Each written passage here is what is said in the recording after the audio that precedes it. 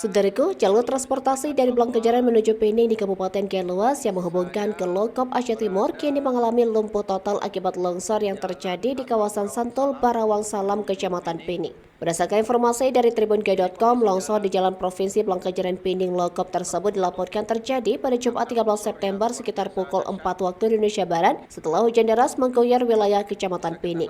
Kapolres Geluas AKBP Setiawan EP melalui Kapolsek Pening Ibtu Yusbar mengkonfirmasi kejadian ini kepada tribungai.com pada hari yang sama. Menurutnya, longsor yang terjadi telah menutup total akses jalan provinsi menyebabkan arus transportasi antara Blangkejaran dan Pening terhenti.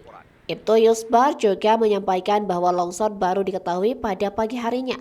Material longsor yang menutupi badan jalan sangat parah mengakibatkan gangguan serius pada akses transportasi di daerah tersebut.